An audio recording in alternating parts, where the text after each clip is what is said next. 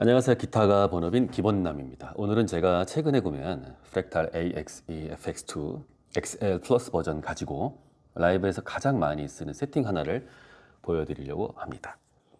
바로 와우랑 볼륨 페달 세팅인데요. 이게 별거 아닌 것 같은데 막상 세팅하라고 하면은 씬 저장이나 컨트롤 설정 때문에 처음에 꽤 헷갈리더라고요. 특히 한글로 정리된 정보가 많지 않아서 저도 세팅하면서 좀 헤맸습니다. 그래서 오늘은 프랙탈을 처음 쓰시는 분들도 바로 따라할 수 있게 실전 기준으로 정리해서 보여드리도록 하겠습니다. 저는 예전에 FM3를 쓰다가 정리하고 FX2 XL 플러스로 넘어왔는데요. 확실히 DSP는 좀 아쉬운 부분이 있습니다. 근데 사운드 자체는 이래서 프랙탈이구나 싶을 정도로 여전히 좋습니다. 오늘은 익스프레션 페달에 와우를 연결하고 볼륨까지 같이 컨트롤하는 세팅을 라이브 기준으로 바로 써먹을 수 있게 보여드리겠습니다. 바로 시작하겠습니다. 우선 MFC 101 마크 3 버전 미디 풋 컨트롤을 이용해 갖고 프랙탈을 한번 컨트롤 해보도록 하겠습니다. 일단 먼저 우선 와우를 설정해야 되는데요. 볼륨보다 와우가 저는 좀 어려웠던 것 같거든요. 그래서 먼저 에디트 버튼을 길게 누릅니다. 그 다음에 미디를 셀렉트 해갖고 먼저 페이지 버튼으로 이용해갖고 XP1 샵 016 채널 01 이게 되게 중요한데요. 16번 CC값이 와우 CC값이고 11번이 볼륨 페달 CC값이더라고요. 그래서 이거를 파라미터 페이지 이동이잖아요. 이걸 이용해갖고 바꿔주면 돼요. 그래서 저는 16번으로 바꾸고 채널 1번에 와우를 세팅하겠다. 그리고 다시 세팅을 16번을 바꿔주시고 나면 미디를 다시 눌러서 에디트 메뉴를 넘어온 다음에 자 이제 페달의 익스프레션 값을 지정해 줘야 됩니다. 일단 에디트 버튼을 길게 눌러주시면 셀렉트 에디트 메뉴가 나오고요. 여기 셋업 버튼을 눌러갖고 자 이렇게 이동해 줍니다. 그렇죠. XP1 값이 가장 작고 가장 큰 부분을 파라미터로 이동해 준 다음에 일단 엔터를 눌러줘야 돼요. 자, 이 값을 가장 작은 값 파라미터로 옮겨야죠. 그 다음에 다시 엔터를 눌러갖고 가장 큰 값을 세이브해 줍니다. 자 이제 프랙탈 본체에서 세팅을 이어가도록 하겠습니다.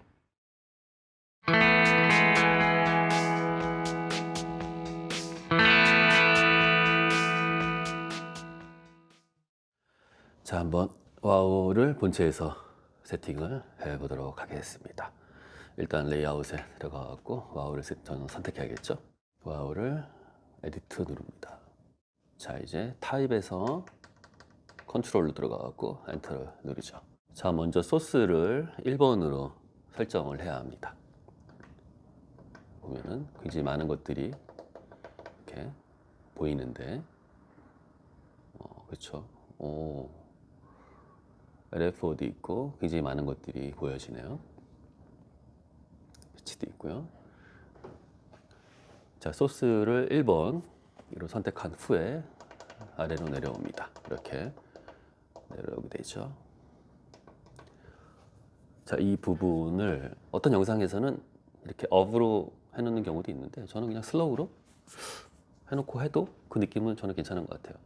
바로 꺼진 느낌은 아니고 와우를 딱 끄면 한 0.1초? 이렇게 약간 원래 톤으로 돌아오는데 걸리는 시간이 약간 있는 그 부분이지 않을까 싶은데 자 어쨌든 이 부분은 슬로우, 미드, 패스트 뭐 이렇게 여러 가지가 있는데 뭐 공식 사이트에서는 뭐 업 이렇게 놔두는 경우도 있더라고요. 어쨌든 이렇게 한 후에 ISO를 들어가게 됩니다. 클립으로 저 위로 올라가 볼까요? 이걸로 컨트롤을 옮겨 볼게요. 페이지를 컨트롤로 올라갑니다. 확인 한번 해볼까요? 자 바로 이 부분인데 우리가 익스프레션 페달 1번을 클릭을 하게 되면 그러니까 1번에 입력을 하게 되면 이렇게 움직임이 있습니다. 엔터를 한번 눌러볼까요? 그렇죠. 익스프레스 페달 컨트롤 1에다 놓고서 엔터를 누른 상태에서 익스프레션을 한번 아래로 위로 움직이면 바로 적용이 됩니다. 한번 2번도 해볼까요? 엔터를 누르고 이렇게 바뀌죠. 자, 이래서 기본적인 그 기능 세팅은 끝이 납니다. 다시 돌아올까요? 레이아웃으로 돌아오고 스토어, 세이브 버튼을 눌러줍니다. 저장이 완벽하게 됐네요. 이제 사운드를 한번 들어보도록 하겠습니다.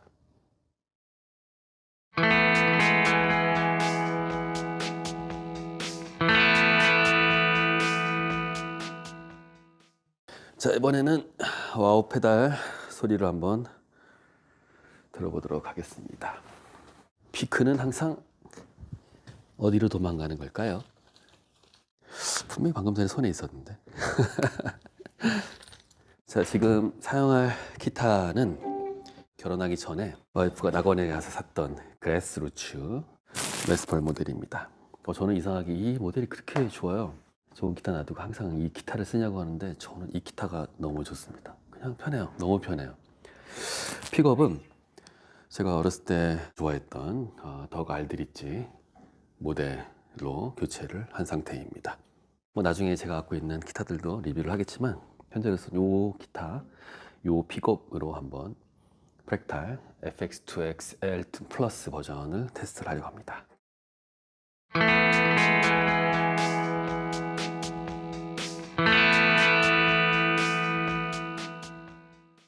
자, 볼까요, 톤?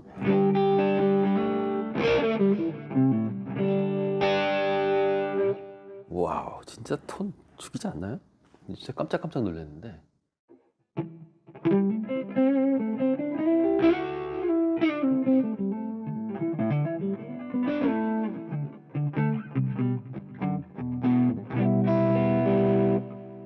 자, 한번 와우를 적용해 보도록 하겠습니다. 그냥 아까 그 상태에서 보스 페달 자체가 꺾여 있으면 그냥 와우가 끝난 거예요. 그러니까 꺾여 있으면 꺼진 상태가 되는 거죠. 한번 제가 일단 밟아 보겠습니다.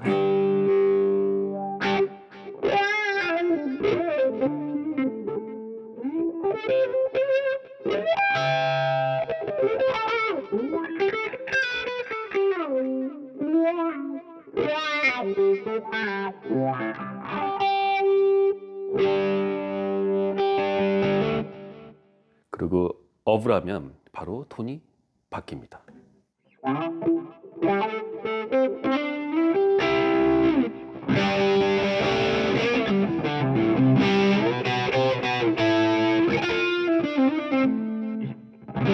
지금 신 모드로 작동을 하고 있습니다.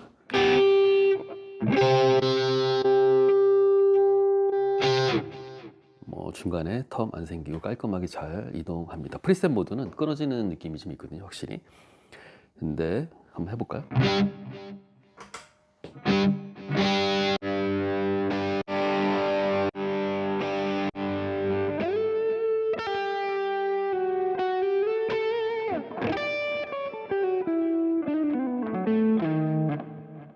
자, 뭐 이런 식으로.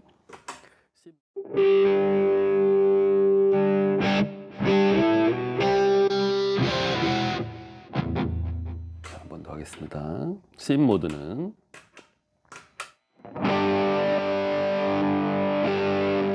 자연스럽죠?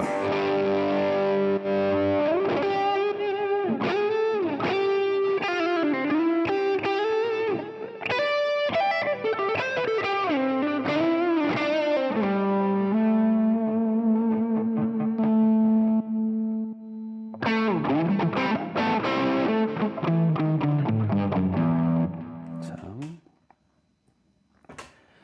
371번이 제가 쓰고 있는 모델입니다. 다시 한번 볼게요.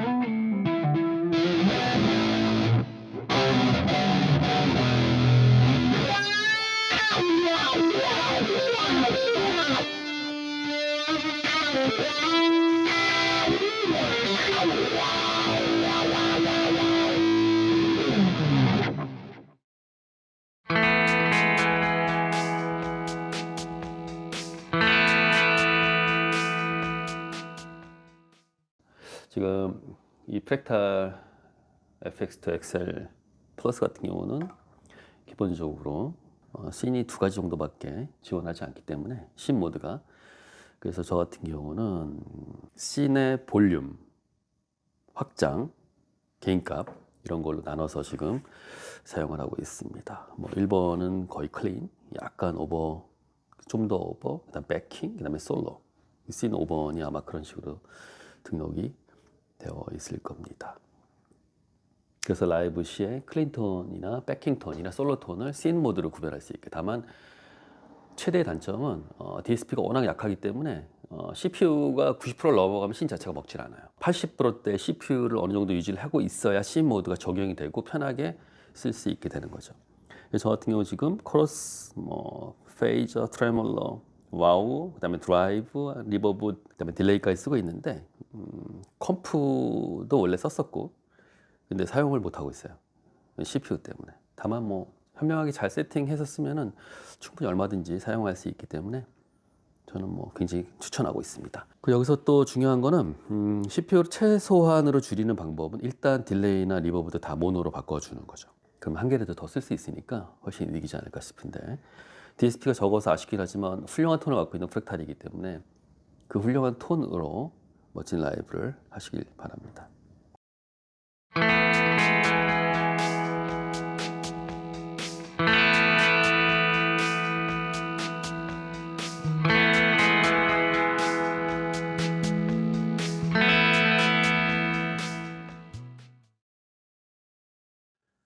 자, 이번에는 씬 모드를 저장을 해보도록 하겠습니다. 저는 1번부터 5번까지 씬 모드를 사용하고 있는데요. 자, 한번 볼까요? 일단 현재 CPU는 86%, 앰프로 가서 씬 첫 번째는 저는 인풋 드라이브, 그 다음에 씬 두 번째는 마스터 볼륨을 세팅할 겁니다. 라이브에서 가장 중요한 부분인 것 같다는 생각이 들기도 하고, 사실 이게 중요하죠. 첫 번째 드라이브 양을 한번 만들기 전에 저는 이렇게 씬의 양을 이렇게 지정했어요. 처음에 드라이브는 10%, 두 번째 드라이브는 30%, 세 번째 드라이브는 50%, 네 번째 드라이브는 70%, 다섯 번째는 90%의 드라이브를 사용해서 솔로 모드와 백킹, 클린 이 정도, 크런치 모드 이 정도 활용을 하고, 씬 모드 컨트롤 두 번째 걸 이용해 갖고 볼륨의 양을 결정하는 거죠. 처음에는 30, 40, 50, 60, 70 이렇게 놔뒀는데 솔로 때는 한 80까지 올려볼까요? 자, 한번 연주를 좀 살짝 해볼까요? 자, 두 번째 씬, 세 번째 씬, 자, 네 번째 씬,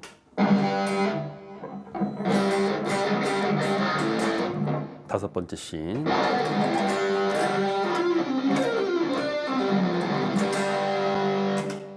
이렇게 볼륨에 편차를 두니까 라이브 때 굉장히 편하게.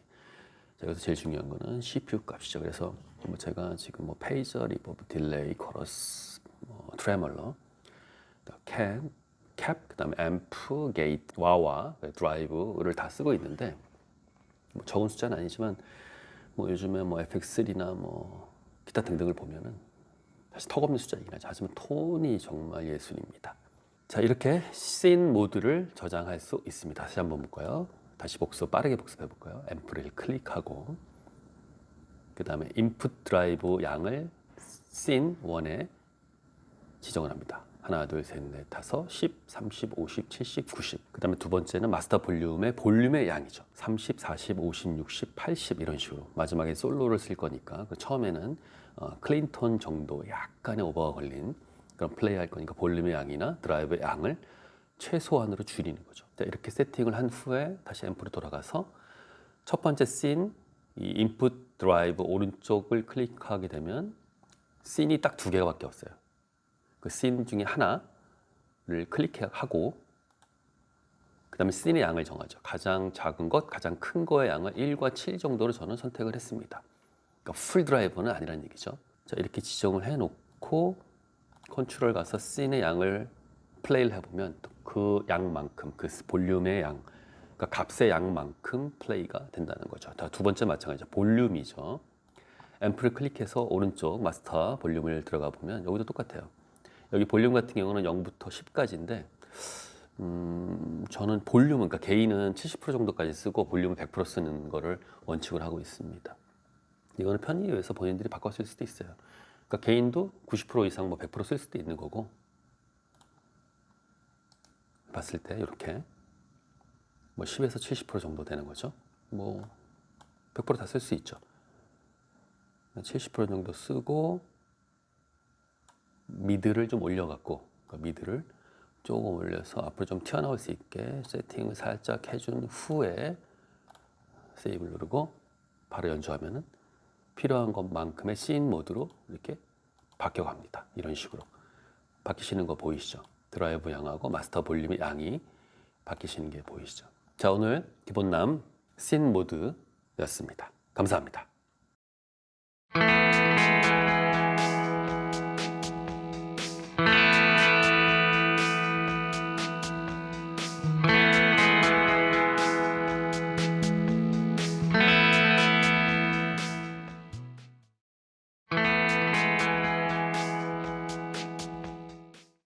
안녕하세요. 기본남 채널 기타가 본업인 남자입니다. 오늘은 맨벨리 M1 미니 삼각대 베이스에 맨프로터 엘리먼트 알루미늄 모노포트를 연결해보는 세팅 영상입니다. 원래는 간단하게 연결하고 바로 촬영을 마무리하려고 했었는데 생각보다 문제가 하나 생겼습니다. 바로 나사 사이즈가 맞지 않는다는 거죠. 제가 사용하려고 한 제품은 맨벨리 M1 미니 3피트 지지 삼각대 스탠드 베이스입니다. 크지 않아요? 모노포트 아래쪽에 연결해서 세워놓거나 간단한 고정 촬영을 할 때 쓰기 좋은 제품이죠. 그리고 연결하려고 한 모노포트는 맨프로터 MMEL-EA 5BK 모노포트 엘리먼트입니다. 바로 짠! 이 제품이죠. 처음에는 당연히 서로 맞을 줄 알았는데 문제가 있네요. 안 들어가요. 자, 한번 해볼까요? 맨 밑에 나사를 좀 풀면은 이런 홈이 생기죠. 저는 그냥 3분 나사가 맞을 줄 알았거든요. 맨빌리가 3분 나사거든요. 근데 어이구, 안 맞아요. 처음엔 들어가는 줄 알았어요. 근데 아니더라고요. 여기는 M8 나사였어요. 제가 참고 자료도 올려놓을게요. 돌려봐도 억지로 끼우면 나사산이 상할 것 같더라고요. 그래서 여기서 바로 멈췄습니다. 카메라 장비는 나사산 한번 망가지면 진짜 골치 아프거든요. 특히 모노포트나 삼각대 쪽 나사는 힘으로 조이면 절대 안 됩니다. 자, 확인해 보니까 맨빌리 M1 쪽은 3의 8인치 규격 방식, 바로 3분 나사라고 보통 얘기하시더라고요. 이 크기가. 그리고 맨프로터 엘리먼트 쪽은 M8 나사 규격이 필요한 제품이었습니다. 그러니까 한쪽은 M8, 한쪽은 3분 나사. 겉으로 보면 비슷해 보여도 실제로는 규격이 다르기 때문에 그냥 연결이 안 됩니다. 그래서 급하게 알리익스프레스에서 M8와 3분 나사 어댑터를 주문했습니다. 자, 드디어 어댑터가 도착해서 오늘 다시 세팅을 마무리해 보려고 합니다. 자, 이 어댑터를 제가 혹시나 해서 한 4개 정도 구매를 해봤습니다. 여기가 3분 나사 쪽, 여기가 M8 쪽이죠. 자, 여기 M8 나사 구멍에다가 이 어댑터를 끼워주죠. 좋아요. 맨빌리를 넣어줍니다. 한번 세워볼까요? 자, 이렇게 무슨 스틱 차 운전하는 것 같은 느낌이 살짝 드네요. 아래를 보시면요, 밑에 빨간색 요 너트를 조여갖고 움직이지 않게, 고정성이 좋다고도 얘기하죠. 이걸 풀어놓으면 좀 더 자유롭게 움직입니다. 어떠세요, 여러분?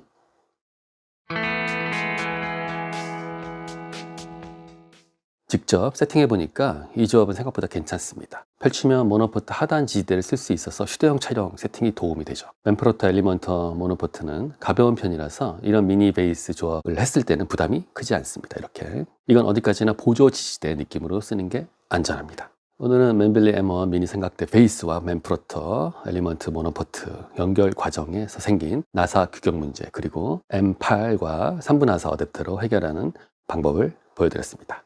오늘 영상이 도움이 되셨다면 좋아요, 구독 부탁드리고요. 저는 다음 영상에서 또 실제 장비 세팅으로 찾아오겠습니다. 기본남 기타가 번호빈 남자였습니다. 감사합니다.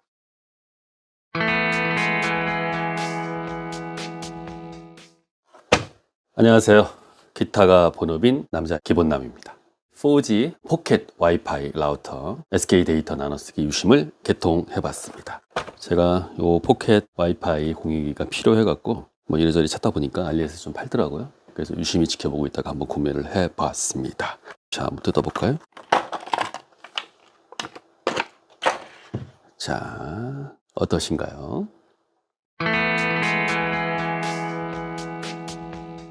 처음에는 이 제품을 보고 그냥 유심만 넣으면 되는 줄 알았는데 실제로는 통신사 쪽에서 데이터 나눠쓰기 가입이 필요한 제품입니다. 저는 SK텔레콤을 사용 중이고 기존 요금제를 다이렉트 5G 6기 요금제를 올렸습니다. 추가 요금 없이 무료로 사용할 수 있더라고요. SK 대리점에 가서 데이터 나눠쓰기를 신청하고 이 요금제에서는 추가 요금 없이 사용 가능하다고 안내를 받았습니다. 다이렉트 5G 6기 요금제죠. 다만 유심 비용은 별도 발생합니다. 저 같은 경우는 아이들 핸드폰 개통하면서 남아있던 유심이 있어서 그 유심으로 개통을 완료했습니다. 저는 이게 포켓 와이파이 용도라서 별도 전화번호가 부여되는 건 아닌 줄 알았는데 SK 대리점에서 신청하니까 번호가 부여되더라고요. 크게 의미 있는 부분은 아니지만 실제 개통 과정에서 번호가 잡힌다는 점 참고하시면 좋을 것 같습니다.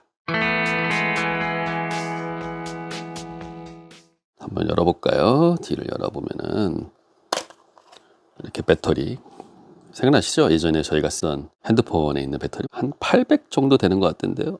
아니네요. 꽤 크네요. 여기에 이렇게 유심이 넣는 곳이 있습니다. 유심을 넣는 과정도 생각보다 쉽지는 않았는데요. 바로 쓱 들어가는 방식이 아니라 유심 어댑터를 사용해서 넣어야 했고요. 여기 대리점 직원분들 약 4분 정도의 시간이 소요됐습니다. 고생하셨습니다. 그래도 결국 정상적으로 장착하고 개통까지 완료했습니다. 직원분께 감사드립니다. 자, 한번 다시 보여드릴까요? 이렇게. 그리고 APN 설정도 확인해줘야 합니다. 인터넷 창을 열고 주소 창에 192.168.100.1을 입력해서 접속합니다. 그러면 로그인 창이 나오는데요. 패스워드 어드민을 입력하고 들어가시면 되고요. 로그인한 다음 왼쪽 메뉴를 보면 APM 세팅이라고 항목이 있습니다.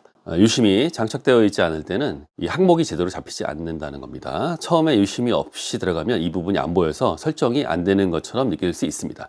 정리하면 유심을 먼저 넣고 전원을 켠 다음 인터넷 창에 192.168.100.1을 접속합니다. 패스워드 어드민을 입력하고 왼쪽 APM 세팅 메뉴에서 SKT 4G로 잡히는지 확인하면 됩니다.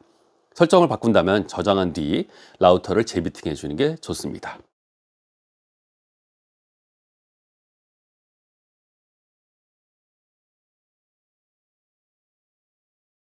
자, 이렇게 부팅 화면입니다.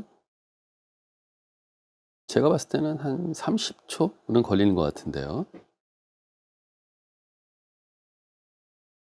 자, 이렇게 부팅이 되고 나면은 오른쪽 위에 보면 유심이 없을 때는 노 유심이라고 뜨고 유심을 넣고 나면은 유심을 넣고 약 한 1분 정도 지나면 노 유심이 사라집니다. 그리고 현재 와이파이 상태, 신호 상태 등이 표시가 됩니다. 가족끼리 나눠 쓰기도 좋고요. 아이들이 와이파이가 필요할 때 핫스팟으로 하면 핸드폰이 뜨거워지는 경우도 있고, 정리하면 저렴한 가격의 휴대용 와이파이 환경을 만들고 싶다면 꽤 쓸만한 제품입니다. 다만 그냥 유심만 넣으면 끝나는 제품은 아니고 통신사 데이터 나눠쓰기 가입, 유심 크기, 그 다음에 APM 설정, 그 다음에 주파수 대역 꼭 체크해야 합니다. 구매 전에 세팅 과정이 궁금하셨던 분들께 도움이 되었으면 합니다. 또 한 가지 더 중간에 추가하자면 차에서 와이파이 존을 만들기 굉장히 좋고요. 그리고 창고 같은데 아니면 시골이나 이런데 핸드폰은 잡히는데 와이파이가 없는 곳에서 저는 적극 추천드립니다. 기타가 본업인 남자 기본남입니다.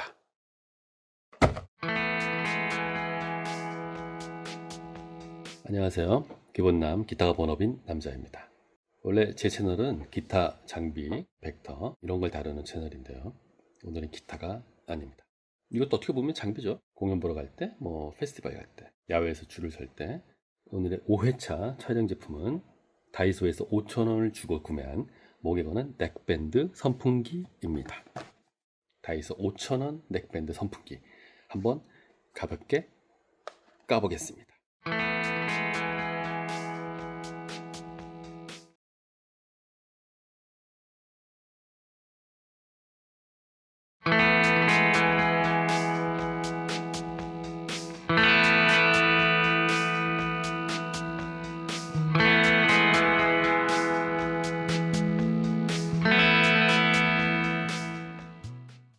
안녕하세요. 기타가 본업인 기본남입니다. 오늘은 제가 최근에 구매한 프랙탈 AXE FX2 XL 플러스 버전 가지고 라이브에서 가장 많이 쓰는 세팅 하나를 보여드리려고 합니다.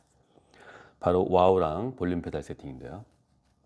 이게 별거 아닌 것 같은데 막상 세팅하라고 하면은 씬 저장이나 컨트롤 설정 때문에 처음에 꽤 헷갈리더라고요.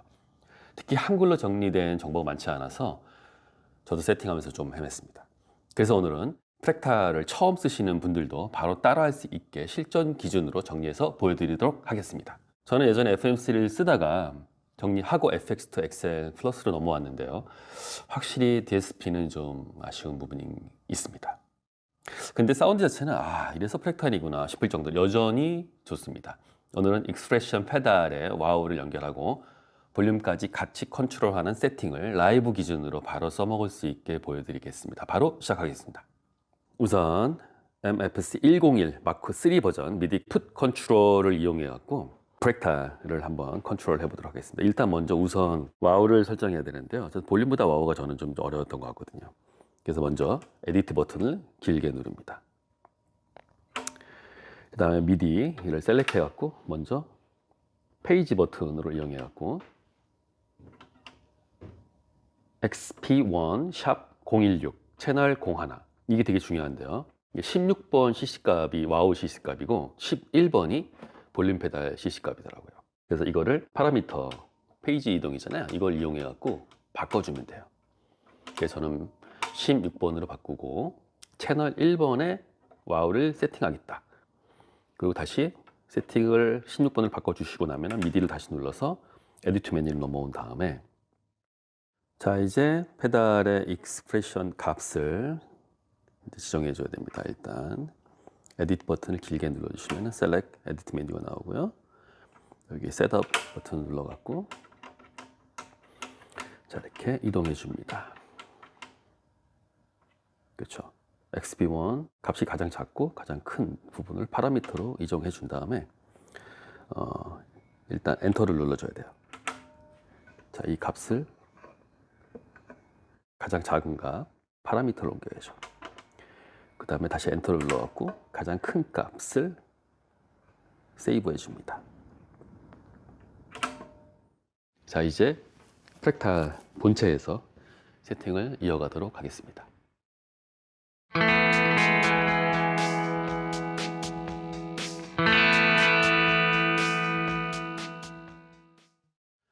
자, 한번 와우를 본체에서 세팅을 해보도록 하겠습니다. 일단 레이아웃에 들어가갖고 와우를 저는 선택해야겠죠. 와우를 에디트 누릅니다. 자, 이제 타입에서 컨트롤로 들어가갖고 엔터를 누르죠. 자, 먼저 소스를 1번으로 설정을 해야 합니다. 보면은 굉장히 많은 것들이 이렇게 보이는데, 그렇죠. LFO도 있고 굉장히 많은 것들이 보여지네요. 피치도 있고요. 자, 소스를 1번으로 선택한 후에 아래로 내려옵니다. 이렇게 내려오게 되죠. 자, 이 부분을 어떤 영상에서는 이렇게 업으로 해놓는 경우도 있는데 저는 그냥 슬로우로 해놓고 해도 그 느낌은 저는 괜찮은 것 같아요. 바로 꺼진 느낌은 아니고 와우를 딱 끄면 한 0.1초? 이렇게 약간 원래 톤으로 돌아오는데 걸리는 시간이 약간 있는 그 부분이지 않을까 싶은데 자 어쨌든 이 부분은 슬로우, 미드, 패스트 뭐 이렇게 여러 가지가 있는데 뭐 공식 사이트에서는 뭐 업 이렇게 놔두는 경우도 있더라고요. 어쨌든 이렇게 한 후에 ISO를 들어가게 됩니다. 클립으로 저 위로 올라가 볼까요? 이걸로 컨트롤 옮겨 볼게요. 페이지를 컨트롤로 올라갑니다. 확인 한번 해볼까요? 자, 바로 이 부분인데 우리가 익스프레션 페달 1번을 클릭을 하게 되면 그러니까 1번에 입력을 하게 되면 이렇게 움직임이 있습니다. 엔터를 한번 눌러볼까요? 그렇죠.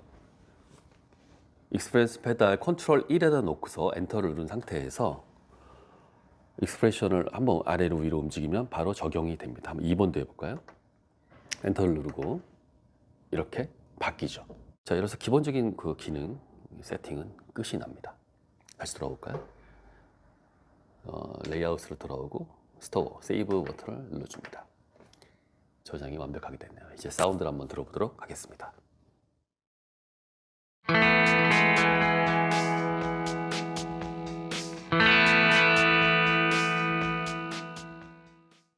자, 이번에는 와우 페달 소리를 한번 들어보도록 하겠습니다. 피크는 항상 어디로 도망가는 걸까요? 분명히 방금 전에 손에 있었는데. 자, 지금 사용할 기타는 결혼하기 전에 와이프가 낙원에 가서 샀던 그래스루츠 레스폴 모델입니다. 저는 이상하게 이 모델이 그렇게 좋아요. 좋은 기타 놔두고 항상 이 기타를 쓰냐고 하는데 저는 이 기타가 너무 좋습니다. 그냥 편해요. 너무 편해요. 픽업은 제가 어렸을 때 좋아했던 덕 알드리치 모델로 교체를 한 상태입니다. 뭐 나중에 제가 갖고 있는 기타들도 리뷰를 하겠지만 현재로서는 요 기타, 요 픽업으로 한번 프랙탈 FX2 XL 플러스 버전을 테스트를 하려고 합니다.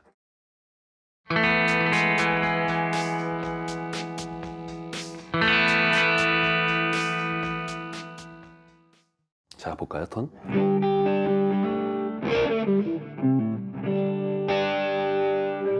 와우, 진짜 톤 죽이지 않나요? 진짜 깜짝깜짝 놀랐는데.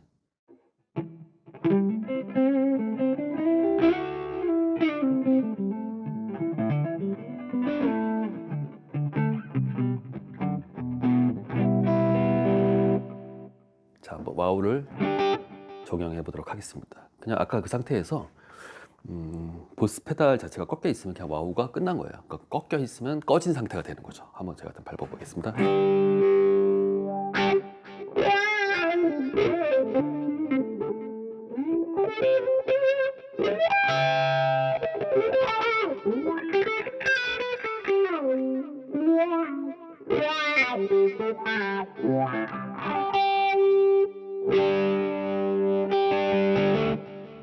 그리고 업을 하면 바로 톤이 바뀝니다.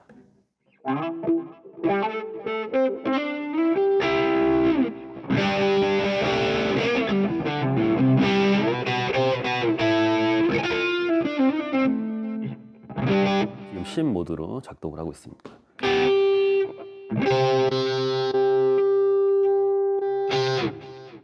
중간에 텀 안 생기고 깔끔하게 잘 이동합니다. 프리셋 모드는 끊어지는 느낌이 좀 있거든요, 확실히. 근데 한번 해볼까요?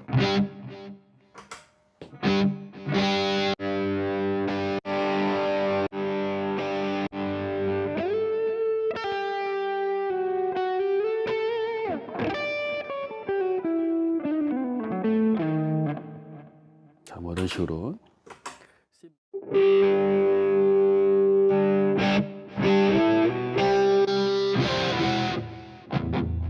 한 번 더 하겠습니다. 씬 모드는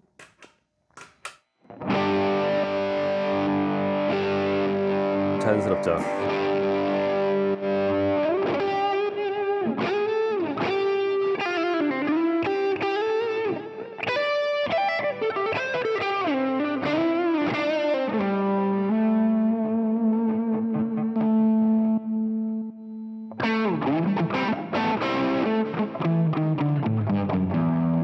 참, 371번이 제가 쓰고 있는 모델입니다. 다시 한번 볼게요.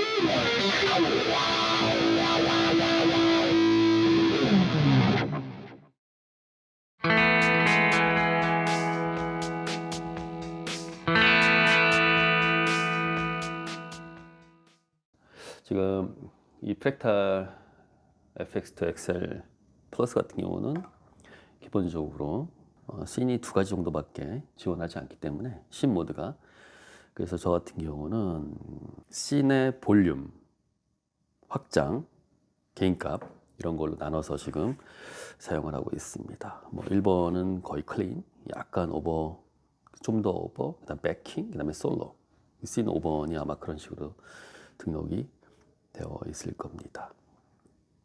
그래서 라이브 시에 클린 톤이나 백킹 톤이나 솔로 톤을 씬 모드로 구별할 수 있게. 다만 최대의 단점은 DSP가 워낙 약하기 때문에 CPU가 90%를 넘어가면 씬 자체가 먹질 않아요. 80%대 CPU를 어느 정도 유지를 하고 있어야 씬 모드가 적용이 되고 편하게 쓸 수 있게 되는 거죠. 저 같은 경우 지금 코러스, 페이저, 트레몰러, 와우, 그다음에 드라이브, 리버브, 그다음에 딜레이까지 쓰고 있는데 컴프도 원래 썼었고 근데 사용을 못 하고 있어요. CPU 때문에. 다만 현명하게 잘 세팅해서 쓰면은 충분히 얼마든지 사용할 수 있기 때문에 저는 굉장히 추천하고 있습니다. 그 여기서 또 중요한 거는 CPU를 최소한으로 줄이는 방법은 일단 딜레이나 리버브도 다 모노로 바꿔주는 거죠. 그럼 한 개라도 더 쓸 수 있으니까 훨씬 이기지 않을까 싶은데, DSP가 적어서 아쉽긴 하지만 훌륭한 톤을 갖고 있는 프랙탈이기 때문에 그 훌륭한 톤으로 멋진 라이브를 하시길 바랍니다.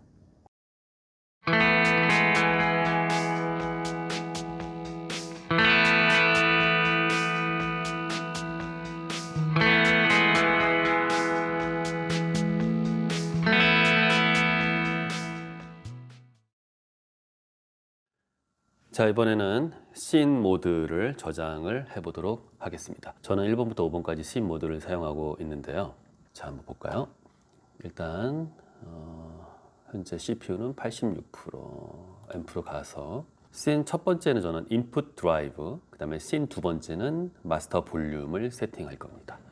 라이브에서 가장 중요한 부분인 것 같다는 생각이 들기도 하고, 사실 이게 중요하죠. 첫 번째 드라이브 양을 한번 만들기 전에 저는 이렇게 씬의 양을 이렇게 지정했어요. 처음에 드라이브는 10%, 두 번째 드라이브는 30%, 세 번째 드라이브는 50%, 네 번째 드라이브는 70%, 다섯 번째는 90%의 드라이브를 사용해서 솔로 모드와 백킹, 클린 이 정도, 크런치 모드 이 정도 활용을 하고, 씬 모드 컨트롤 두 번째 걸 이용해 갖고 볼륨의 양을 결정하는 거죠. 처음에는 30, 40, 50, 60, 70 이렇게 놔뒀는데 솔로 때는 한 80까지 올려볼까요? 자, 한번 연주를 좀 살짝 해볼까요? 자, 두 번째 씬, 세 번째 씬, 자, 네 번째 씬,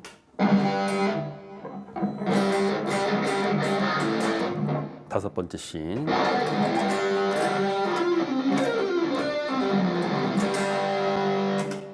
이렇게 볼륨에 좀 편차를 두니까 라이브 때 굉장히 편하게.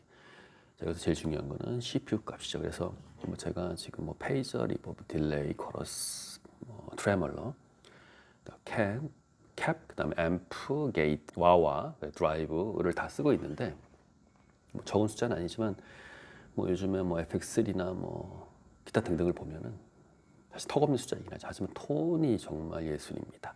자, 이렇게 씬 모드를 저장할 수 있습니다. 다시 한번 볼까요? 다시 빠르게 복습해 볼까요? 앰프를 클릭하고 그 다음에 인풋 드라이브 양을 씬 1에 지정을 합니다. 하나, 둘, 셋, 넷, 다섯, 10, 30, 50, 70, 90. 그 다음에 두 번째는 마스터 볼륨의 양이죠. 30, 40, 50, 60, 80 이런 식으로. 마지막에 솔로를 쓸 거니까 처음에는 클린톤 정도 약간의 오버가 걸린 그런 플레이 할 거니까 볼륨의 양이나 드라이브의 양을 최소한으로 줄이는 거죠. 자, 이렇게 세팅을 한 후에 다시 앰프로 돌아가서 첫 번째 씬, 이 인풋 드라이브 오른쪽을 클릭하게 되면 씬이 딱 두 개밖에 없어요. 그 씬 중에 하나를 클릭하고 그 다음에 씬의 양을 정하죠. 가장 작은 것, 가장 큰 거의 양을 1과 7 정도로 저는 선택을 했습니다. 그러니까 풀 드라이브는 아니라는 얘기죠. 자, 이렇게 지정을 해놓고 컨트롤 가서 씬의 양을 플레이를 해보면 그 양만큼, 그 볼륨의 양, 그러니까 값의 양만큼 플레이가 된다는 거죠. 두 번째 마찬가지죠. 볼륨이죠. 앰프를 클릭해서 오른쪽 마스터 볼륨을 들어가 보면 여기도 똑같아요. 여기 볼륨 같은 경우는 0부터 10까지인데 저는 볼륨은, 그러니까 게인은 70% 정도까지 쓰고 볼륨을 100% 쓰는 거를 원칙으로 하고 있습니다. 이거는 편의에 의해서 본인들이 바꿔 쓸 수도 있어요. 그러니까 게인도 90% 이상 100%쓸 수도 있는 거고, 봤을 때 이렇게 10에서 70% 정도 되는 거죠. 100% 다 쓸 수 있죠. 70% 정도 쓰고 미드를 좀 올려갖고, 그러니까 미드를 조금 올려서 앞으로 좀 튀어나올 수 있게 세팅을 살짝 해준 후에 세이브를 누르고 바로 연주하면은 필요한 것만큼의 씬 모드로 이렇게 바뀌어갑니다. 이런 식으로 바뀌시는 거 보이시죠? 드라이브 양하고 마스터 볼륨의 양이 바뀌시는 게 보이시죠? 자, 오늘 기본남 씬 모드였습니다. 감사합니다.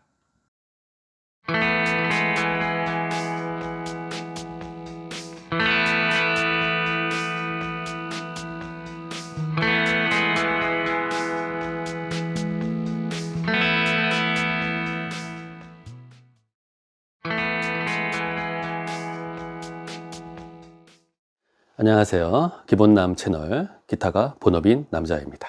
오늘은 맨빌리 M1 미니 삼각대 베이스에 맨프로터 엘리먼트 알루미늄 모노포트를 연결해보는 세팅 영상입니다. 원래는 간단하게 연결하고 바로 촬영을 마무리하려고 했었는데 생각보다 문제가 하나 생겼습니다. 바로 나사 사이즈가 맞지 않는다는 거죠. 제가 사용하려고 한 제품은 맨빌리 M1 미니 3피트 지지 삼각대 스탠드 베이스입니다. 크지 않아요? 모노포트 아래쪽에 연결해서 세워놓거나 간단한 고정 촬영을 할 때 쓰기 좋은 제품이죠. 그리고 연결하려고 한 모노포트는 맨프로터 MMEL-EA 5BK 모노포트 엘리먼트입니다. 바로 짠! 이 제품이죠. 처음에는 당연히 서로 맞을 줄 알았는데 문제가 있네요. 안 들어가요. 자, 한번 해볼까요? 맨 밑에 나사를 좀 풀면은 이런 홈이 생기죠. 저는 그냥 3분 나사가 맞을 줄 알았거든요. 맨빌리가 3분 나사거든요. 근데 어이구, 안 맞아요. 처음엔 들어가는 줄 알았어요. 근데 아니더라고요. 여기는 M8 나사였어요. 제가 참고 자료도 올려놓을게요. 돌려봐도 억지로 끼우면 나사산이 상할 것 같더라고요. 그래서 여기서 바로 멈췄습니다. 카메라 장비는 나사산 한번 망가지면 진짜 골치 아프거든요. 특히 모노포트나 삼각대 쪽 나사는 힘으로 조이면 절대 안 됩니다. 자, 확인해 보니까 맨빌리 M1 쪽은 3회 8인치 규격 방식, 바로 3분 나사라고 보통 얘기하시더라고요. 이 크기가. 그리고 맨프로터 엘리먼트 쪽은 M8 나사 규격이 필요한 제품이었습니다. 그러니까 한쪽은 M8, 한쪽은 3분 나사. 겉으로 보면 비슷해 보여도 실제로는 규격이 다르기 때문에 그냥 연결이 안 됩니다. 그래서 급하게 알리익스프레스에서 M8와 3분 나사 어댑터를 주문했습니다. 자, 드디어 어댑터가 도착해서 오늘 다시 세팅을 마무리해 보려고 합니다. 자, 이 어댑터를 제가 혹시나 해서 한 4개 정도 구매를 해봤습니다. 여기가 3분 나사 쪽, 여기가 M8 쪽이죠. 자, 여기 M8 나사 구멍에다가 이 어댑터를 끼워주죠. 좋아요. 맨빌리를 넣어줍니다. 한번 세워볼까요? 자, 이렇게. 무슨 스틱. 차 운전하는 것 같은 느낌이 살짝 드네요. 아래를 보시면요. 밑에 빨간색 요 너트를 조여갖고 움직이지 않게 고정성이 좋다고도 얘기하죠. 이걸 풀어놓으면 좀 더 자유롭게 움직입니다. 어떠세요, 여러분?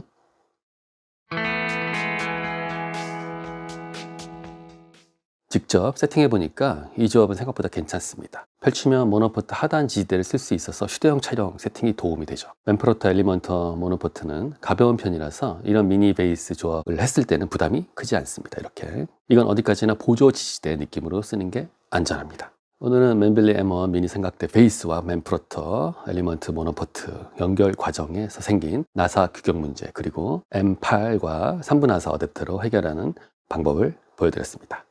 오늘 영상이 도움이 되셨다면 좋아요, 구독 부탁드리고요. 저는 다음 영상에서 또 실제 장비 세팅으로 찾아오겠습니다. 기본남 기타가 본업인 남자였습니다. 감사합니다.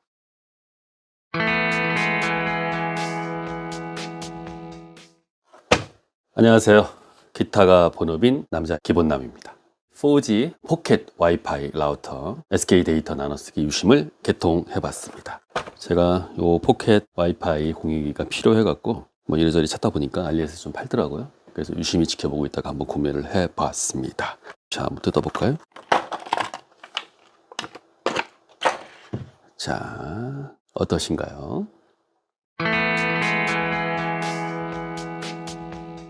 처음에는 이 제품을 보고 그냥 유심만 넣으면 되는 줄 알았는데 실제로는 통신사 쪽에서 데이터 나눠쓰기 가입이 필요한 제품입니다. 저는 SK텔레콤을 사용 중이고 기존 요금제를 다이렉트 5G 6기 요금제를 올렸습니다. 추가 요금 없이 무료로 사용할 수 있더라고요. SK 대리점에 가서 데이터 나눠쓰기를 신청하고 이 요금제에서는 추가 요금 없이 사용 가능하다고 안내를 받았습니다. 다이렉트 5G 6기 요금제죠. 다만 유심 비용은 별도 발생합니다. 저 같은 경우는 아이들 핸드폰 개통하면서 남아있던 유심이 있어서 그 유심으로 개통을 완료했습니다. 저는 이게 포켓 와이파이 용도라서 별도 전화번호가 보여되는 건 아닌 줄 알았는데 SK 대리점에서 신청하니까 번호가 보여되더라고요. 크게 의미 있는 부분은 아니지만 실제 개통 과정에서 번호가 잡힌다는 점 참고하시면 좋을 것 같습니다.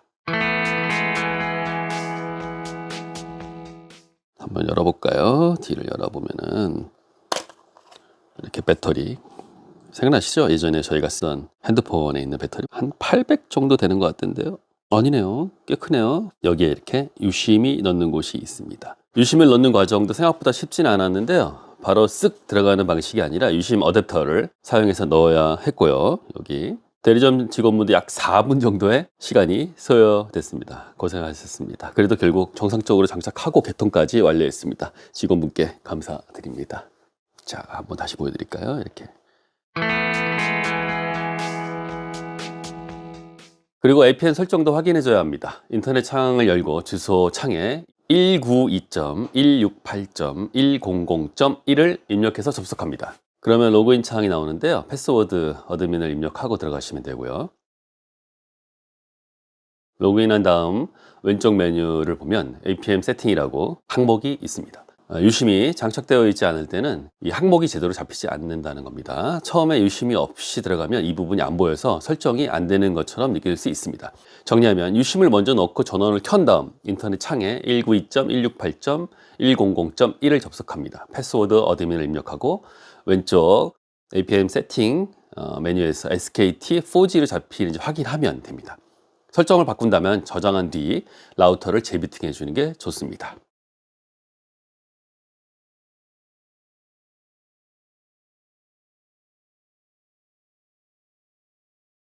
자, 이렇게 부팅 화면입니다. 제가 봤을 때는 한 30초는 걸리는 것 같은데요. 자, 이렇게 부팅이 되고 나면은 오른쪽 위에 보면 유심이 없을 때는 노 유심이라고 뜨고 유심을 넣고 나면은 유심을 넣고 약 한 1분 정도 지나면 노 유심이 사라집니다. 그리고 현재 와이파이 상태, 신호 상태 등이 표시가 됩니다. 가족끼리 나눠 쓰기도 좋고요. 아이들이 와이파이가 필요할 때 핫스팟으로 하면 핸드폰이 뜨거워지는 경우도 있고, 정리하면 저렴한 가격에 휴대용 와이파이 환경을 만들고 싶다면 꽤 쓸만한 제품입니다. 다만 그냥 유심만 넣으면 끝나는 제품은 아니고 통신사 데이터 나눠쓰기 가입, 유심 크기, 그 다음에 APM 설정, 그 다음에 주파수 대역 꼭 체크해야 합니다. 구매 전에 세팅 과정이 궁금하셨던 분들께 도움이 되었으면 합니다. 또 한 가지 더 중간에 추가하자면 차에서 와이파이 존을 만들기 굉장히 좋고요. 그리고 창고 같은데 아니면 시골이나 이런데 핸드폰은 잡히는데 와이파이가 없는 곳에서 저는 적극 추천드립니다. 기타가 본업인 남자 기본남입니다.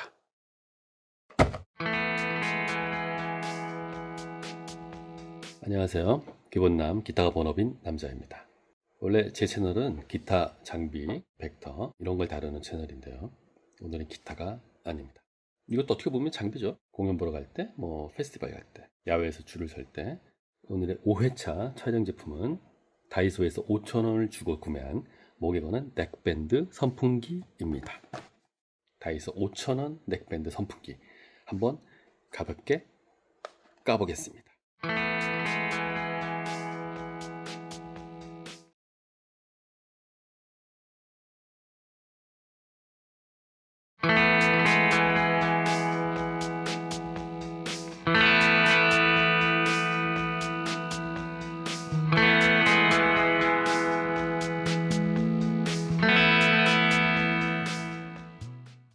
안녕하세요. 기타가 본업인 기본남입니다. 오늘은 제가 최근에 구매한 프랙탈 AXE FX2 XL 플러스 버전 가지고 라이브에서 가장 많이 쓰는 세팅 하나를 보여드리려고 합니다.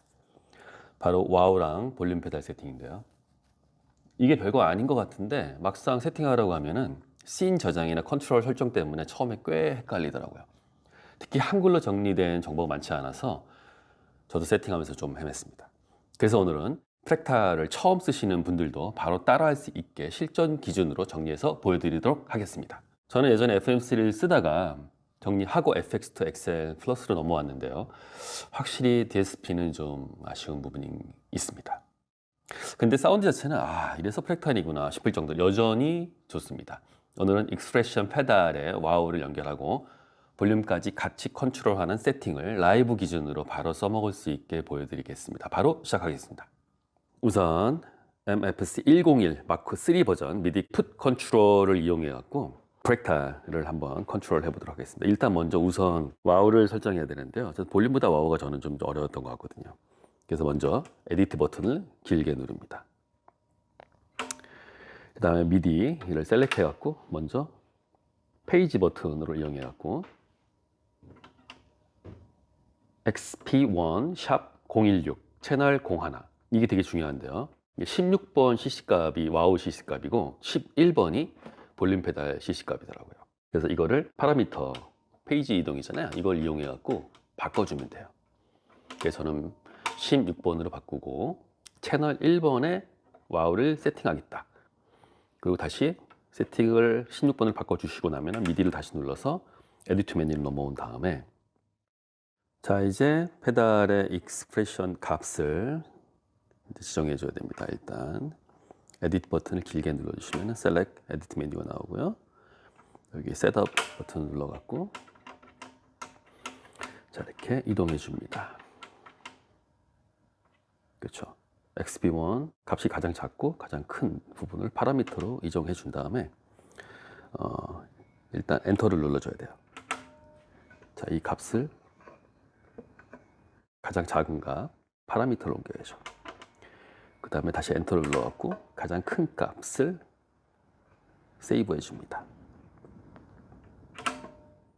자 이제 프랙탈 본체에서 세팅을 이어가도록 하겠습니다.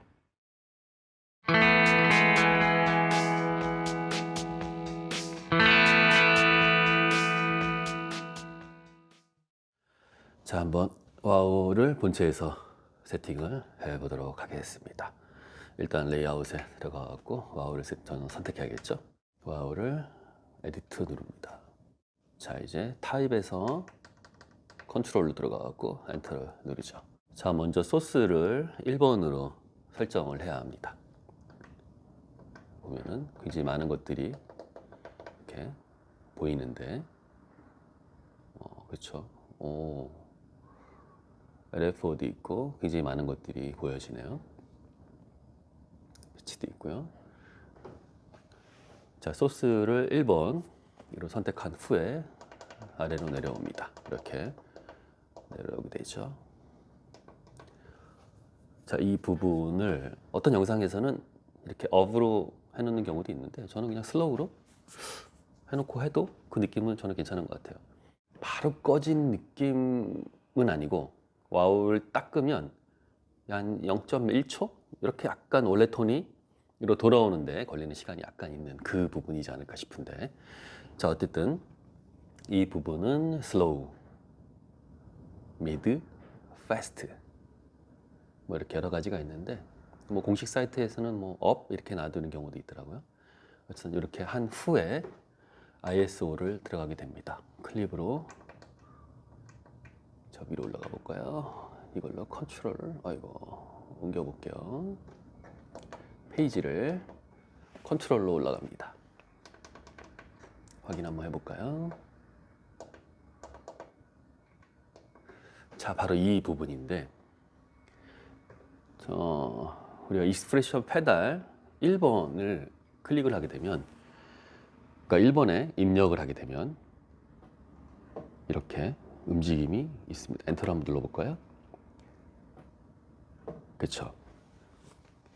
익스프레스 페달 컨트롤 1에다 놓고서 엔터를 누른 상태에서 익스프레션을 한번 아래로 위로 움직이면 바로 적용이 됩니다. 한번 2번도 해볼까요?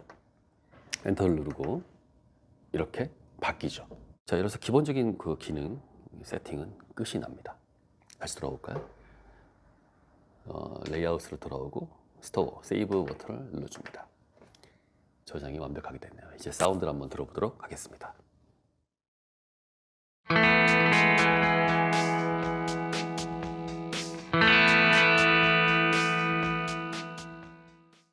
자, 이번에는 와우 페달 소리를 한번 들어보도록 하겠습니다. 피크는 항상 어디로 도망가는 걸까요? 분명히 방금 전에 손에 있었는데. 자, 지금 사용할 기타는 결혼하기 전에 와이프가 낙원에 가서 샀던 그레스루츠 레스폴 모델입니다. 저는 이상하게 이 모델이 그렇게 좋아요. 좋은 기타 놔두고 항상 이 기타를 쓰냐고 하는데 저는 이 기타가 너무 좋습니다. 그냥 편해요. 너무 편해요. 픽업은 제가 어렸을 때 좋아했던 덕 알드리치 모델로 교체를 한 상태입니다. 뭐 나중에 제가 갖고 있는 기타들도 리뷰를 하겠지만 현재로서 요 기타, 요 픽업으로 한번 프랙탈 FX2XL 플러스 버전을 테스트를 하려고 합니다.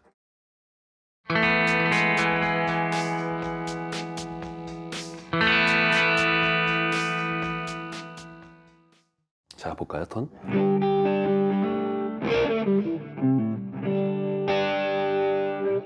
와우, 진짜 톤 죽이지 않나요? 진짜 깜짝깜짝 놀랐는데.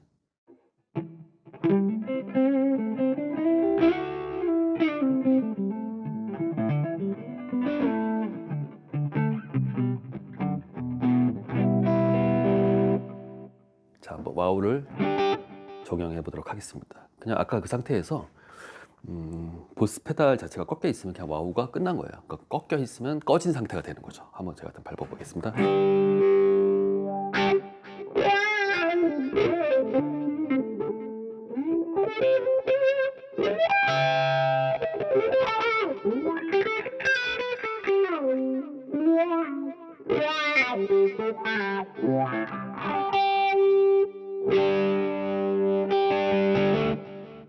그리고 업을 하면 바로 톤이 바뀝니다.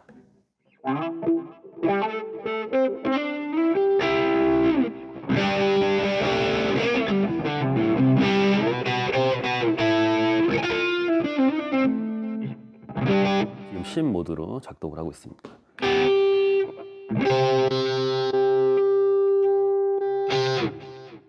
중간에 텀 안 생기고 깔끔하게 잘 이동합니다. 프리셋 모드는 끊어지는 느낌이 좀 있거든요, 확실히. 근데 한번 해볼까요?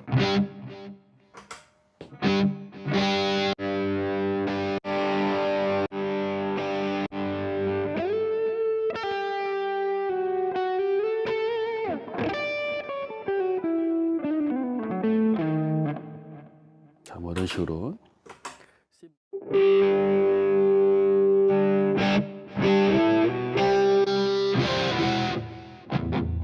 한 번 더 하겠습니다. 씬 모드는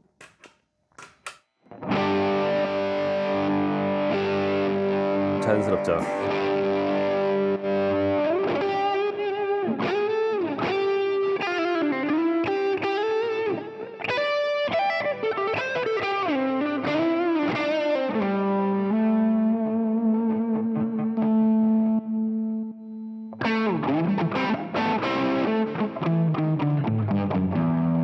참, 371번이 제가 쓰고 있는 모델입니다. 다시 한번 볼게요.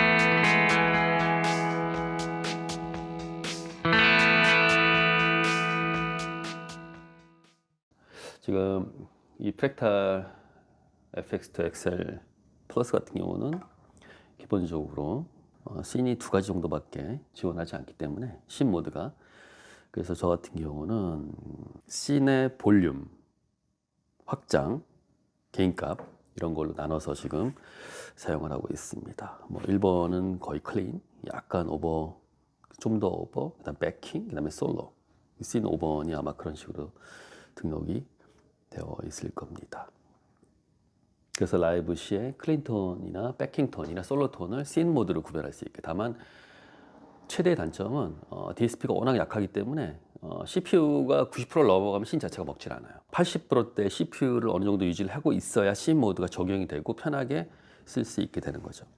저 같은 경우 지금 코러스, 페이저, 트레몰러, 와우, 그다음에 드라이브, 리버브, 그다음에 딜레이까지 쓰고 있는데 컴프도 원래 썼었고 근데 사용을 못 하고 있어요. CPU 때문에. 다만 뭐 현명하게 잘 세팅해서 쓰면은 충분히 얼마든지 사용할 수 있기 때문에 저는 뭐 굉장히 추천하고 있습니다. 그 여기서 또 중요한 거는 CPU를 최소한으로 줄이는 방법은 일단 딜레이나 리버브도 다 모노로 바꿔주는 거죠. 그럼 한 개라도 더 쓸 수 있으니까 훨씬 이득이지 않을까 싶은데, DSP가 적어서 아쉽긴 하지만 훌륭한 톤을 갖고 있는 프랙탈이기 때문에 그 훌륭한 톤으로 멋진 라이브를 하시길 바랍니다.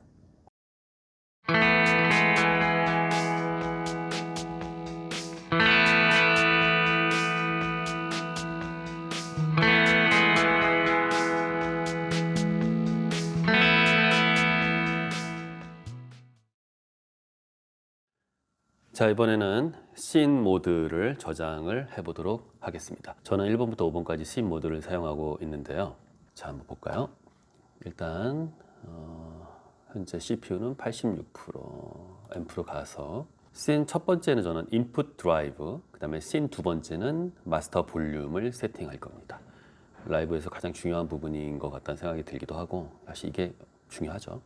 첫 번째 드라이브 양을 한번 만들기 전에 저는 이렇게 씬의 양을 이렇게 지정했어요. 처음에 드라이브는 10%, 두 번째 드라이브는 30%, 세 번째 드라이브는 50%, 네 번째 드라이브는 70%, 다섯 번째는 90%의 드라이브를 사용해서 솔로 모드와 백킹, 클린 이 정도, 크런치 모드 이 정도 활용을 하고, 씬 모드 컨트롤 두 번째 걸 이용해 갖고 볼륨의 양을 결정하는 거죠.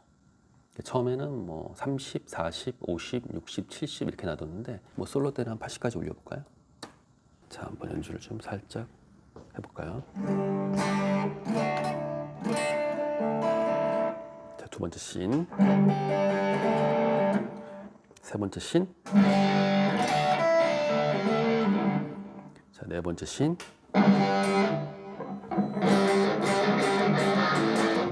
다섯 번째 씬,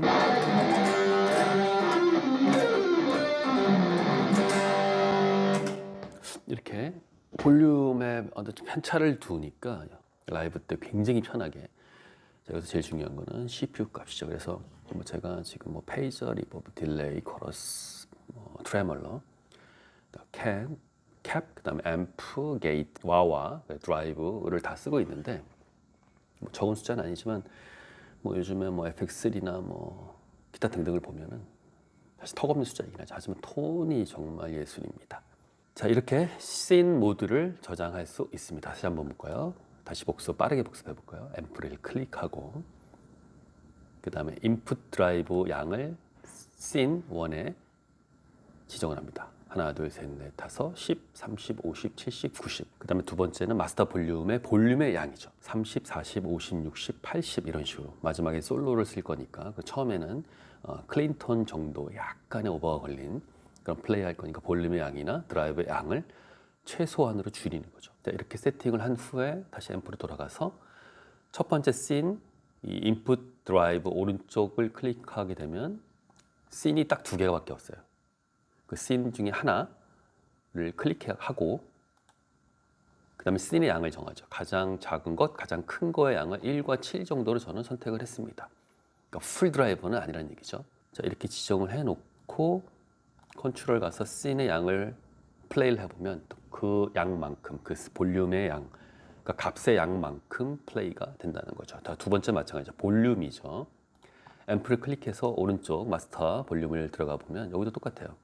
여기 볼륨 같은 경우는 0부터 10까지인데 저는 볼륨은, 그러니까 게인은 70% 정도까지 쓰고 볼륨을 100% 쓰는 거를 원칙으로 하고 있습니다.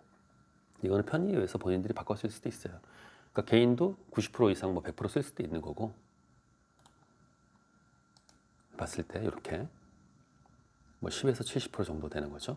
100% 다 쓸 수 있죠. 70% 정도 쓰고 미드를 좀 올려갖고, 그러니까 미드를 조금 올려서 앞으로 좀 튀어나올 수 있게 세팅을 살짝 해준 후에 세이브를 누르고 바로 연주하면은 필요한 것만큼의 씬 모드로 이렇게 바뀌어갑니다. 이런 식으로 바뀌시는 거 보이시죠? 드라이브 양하고 마스터 볼륨의 양이 바뀌시는 게 보이시죠? 자, 오늘 기본남 씬 모드였습니다. 감사합니다.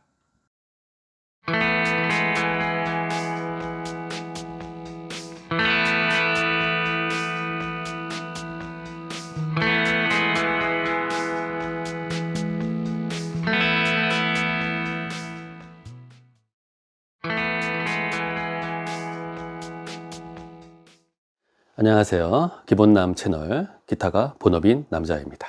오늘은 맨빌리 M1 미니 삼각대 베이스에 맨프로터 엘리먼트 알루미늄 모노포트를 연결해보는 세팅 영상입니다. 원래는 간단하게 연결하고 바로 촬영을 마무리하려고 했었는데 생각보다 문제가 하나 생겼습니다. 바로 나사 사이즈가 맞지 않는다는 거죠.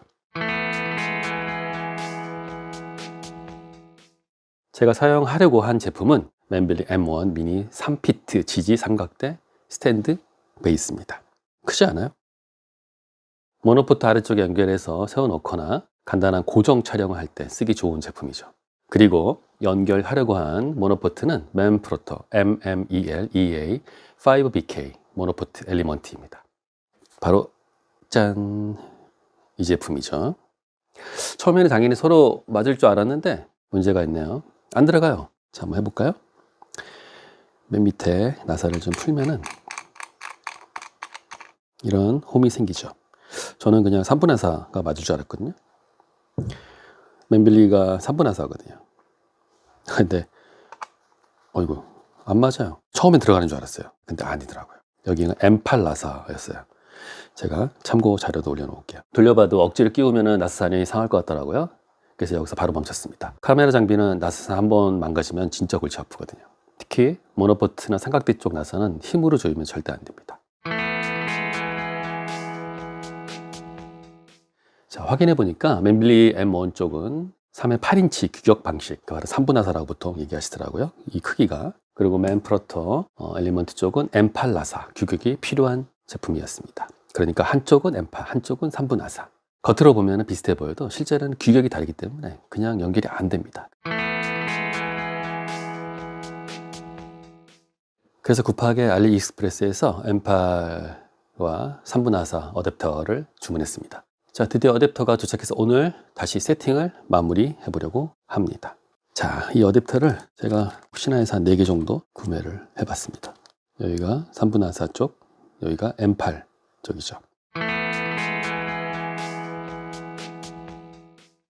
자, 여기 M8 나사 구멍에다가 이 어댑터를 끼워주죠. 좋아요. 맨빌리를 넣어줍니다. 한번 세워볼까요? 자, 이렇게. 무슨 스틱. 차 운전하는 것 같은 느낌이 살짝 드네요. 아래를 보시면요. 밑에 빨간색 요 너트를 조여갖고 움직이지 않게 고정성이 좋다고도 얘기하죠. 이걸 풀어놓으면 좀 더 자유롭게 움직입니다. 어떠세요, 여러분?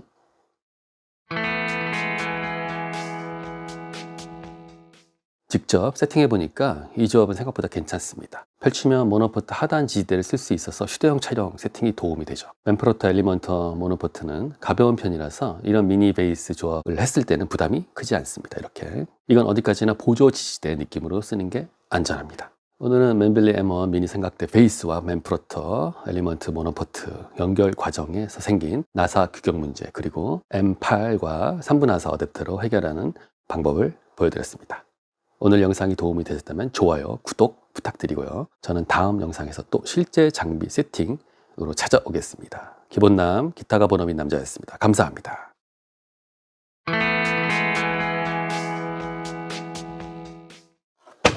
안녕하세요. 기타가 본업인 남자 기본남입니다. 4G 포켓 와이파이 라우터 SK 데이터 나눠쓰기 유심을 개통해 봤습니다. 제가 요 포켓 와이파이 공유기가 필요해 갖고 뭐 이래저래 찾다 보니까 알리에서 좀 팔더라고요. 그래서 유심히 지켜보고 있다가 한번 구매를 해 봤습니다. 자, 한번 뜯어볼까요? 자, 어떠신가요?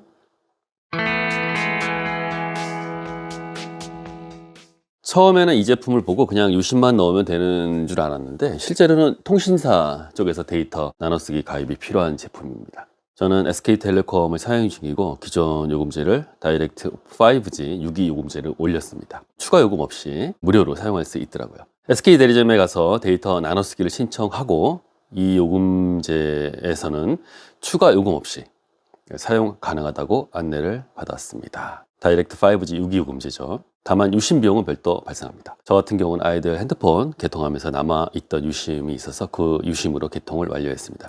저는 이게 포켓 와이파이 용도라서 별도 전화번호가 보여되는 건 아닌 줄 알았는데 SK 대리점에서 신청하니까 번호가 보여되더라고요. 크게 의미 있는 부분은 아니지만 실제 개통 과정에서 번호가 잡힌다는 점 참고하시면 좋을 것 같습니다.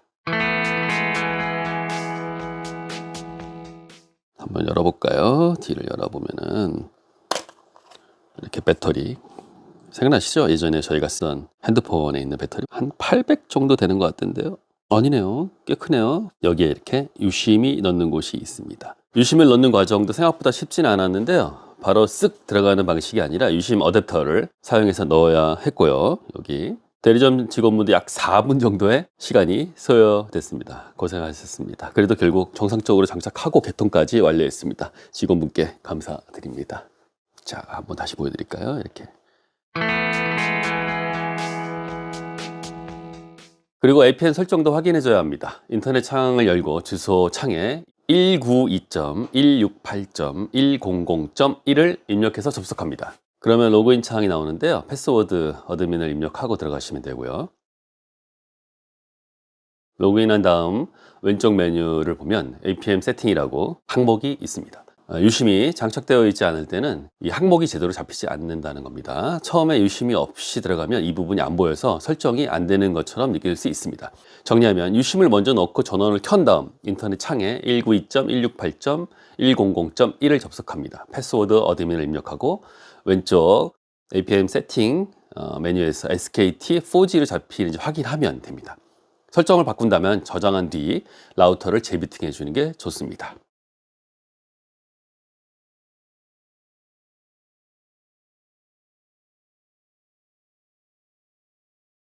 자, 이렇게 부팅 화면입니다. 제가 봤을 때는 한 30초는 걸리는 것 같은데요. 자, 이렇게 부팅이 되고 나면은 오른쪽 위에 보면 유심이 없을 때는 노 유심이라고 뜨고 유심을 넣고 나면은 유심을 넣고 약 한 1분 정도 지나면 노 유심이 사라집니다. 그리고 현재 와이파이 상태, 신호 상태 등이 표시가 됩니다. 가족끼리 나눠 쓰기도 좋고요. 아이들이 와이파이가 필요할 때 핫스팟으로 하면 핸드폰이 뜨거워지는 경우도 있고, 정리하면 저렴한 가격의 휴대용 와이파이 환경을 만들고 싶다면 꽤 쓸만한 제품입니다. 다만 그냥 유심만 넣으면 끝나는 제품은 아니고 통신사 데이터 나눠쓰기 가입, 유심 크기, 그 다음에 APM 설정, 그 다음에 주파수 대역 꼭 체크해야 합니다.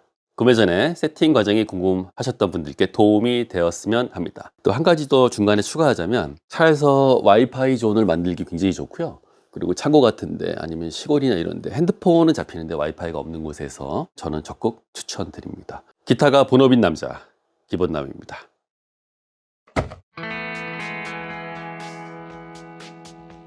안녕하세요. 기본남 기타가 본업인 남자입니다. 원래 제 채널은 기타, 장비, 벡터 이런 걸 다루는 채널인데요. 오늘은 기타가 아닙니다. 이것도 어떻게 보면 장비죠. 공연 보러 갈 때, 뭐 페스티벌 갈 때, 야외에서 줄을 설 때. 오늘의 5회차 촬영 제품은 다이소에서 5,000원을 주고 구매한 목에 거는 넥밴드 선풍기입니다. 다이소 5,000원 넥밴드 선풍기 한번 가볍게 까보겠습니다.